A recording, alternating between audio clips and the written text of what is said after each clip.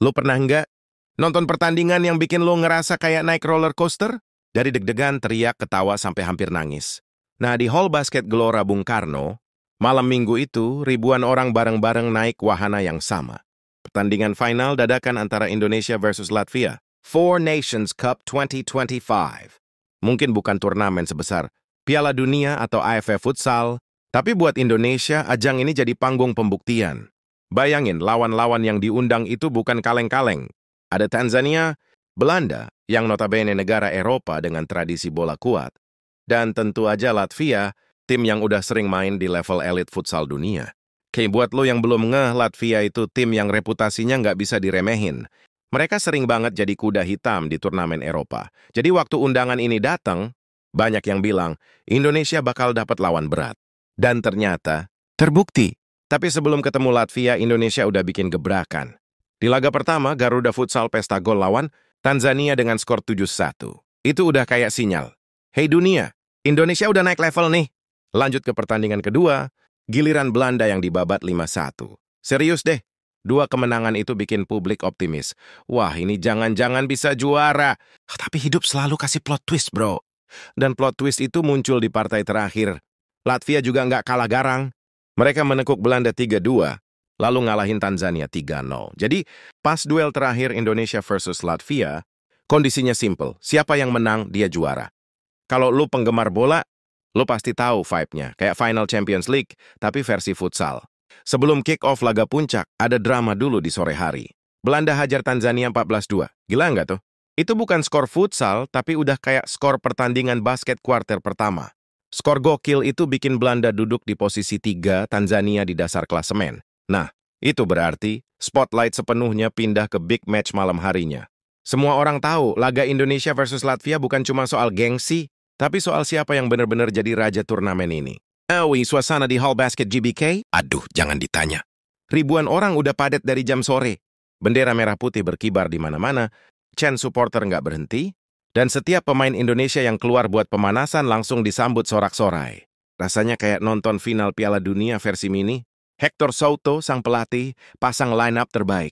Muhammad Nizar di bawah Mister, Rizky Xavier jaga ritme di anchor.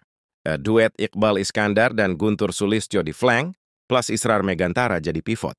Komposisi ini udah terbukti ampuh di dua laga sebelumnya. Dari peluit pertama, tensi langsung tinggi. Lo tahu nggak?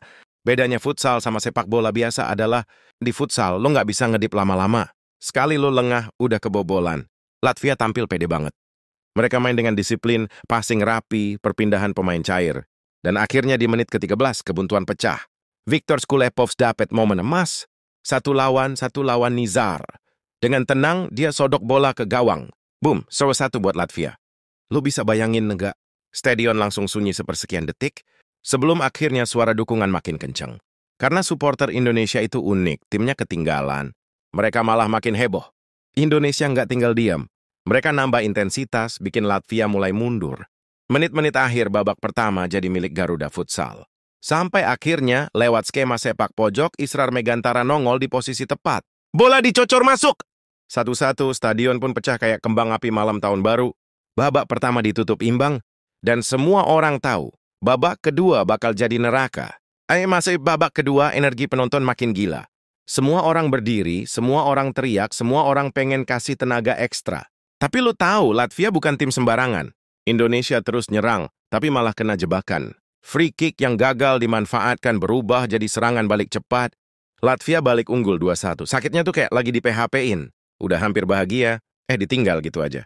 Tapi kalau ada yang bikin futsal itu indah, jawabannya adalah drama. Dan drama itu belum selesai. Evan Soumilena dapat peluang emas, tapi masih meleset. Samuel Eko coba tembakan keras, tapi kiper Latvia lagi mode dewa. Semua ditepis. Lalu, datanglah momen paling pahit. Menit ke-33, Nizar ikut maju bantu serangan. Bola direbut, Kulepovs lagi-lagi nggak ampun. Gawang kosong, skor jadi 1-3. Lo bisa bayangin perasaan pemain Indonesia? Kayak ditampar keras di depan ribuan orang. Tapi bukannya jatuh, mereka malah berdiri lebih tegak. 5 menit terakhir, Soto gambling, pasang power play, Guntur Sulistyo jadi kiper terbang. Resikonya gede, tapi inilah jalan satu-satunya. Dan benar, strategi ini akhirnya berbuah. Saat laga tersisa 11 detik, Guntur sendiri yang jebol gawang Latvia. Skor jadi 2-3. Sisa 11 detik terakhir itu, bro. Sumpah, itu 11 detik terpanjang dalam sejarah futsal Indonesia. Semua orang berdiri, jantung serasa berhenti. Suara penonton udah kayak gemuruh guntur. Tapi sayangnya, waktu habis lebih cepat dari yang diharapkan. Peluit panjang bunyi, skor tetap 2-3 buat Latvia. Kadang dalam hidup, lo udah kasih segalanya, tapi hasilnya tetap nggak sesuai harapan. Tapi bukan berarti lo gagal. Justru itu berarti lo lagi dikasih pelajaran. Indonesia harus puas jadi runner-up dengan 6 poin. Latvia, mereka sempurna. 3 laga, 3 kemenangan, 9 poin. Tapi yang bikin malam itu berkesan adalah cara Indonesia fight. Dari awal turnamen sampai detik terakhir, mereka nggak pernah nyerah. Dan kalau lo tanya, apa pelajaran terbesar dari malam itu? 1. Mental juara bukan diukur dari trofi. Mental juara ada di cara lo bangkit, bahkan pas lo kalah. Buat Indonesia, ini baru permulaan. Kekalahan tipis lawan tim tangguh Eropa bisa jadi bahan bakar buat jadi lebih kuat. Dan siapa tahu di turnamen berikutnya, cerita akhirnya beda. Indonesia bukan cuma runner-up, tapi juara sejati. Ya, career. Jadi kalau lo pemain futsal atau sekadar penikmat, inget cerita malam itu. Karena setiap kali lo ngerasa pengen nyerah, inget kalau ada tim bernama Indonesia yang pernah fight sampai detik terakhir, walau akhirnya kalah tipis. Itu artinya kita nggak pernah benar-benar kalah. Kita cuma lagi dipersiapkan buat menang lebih besar.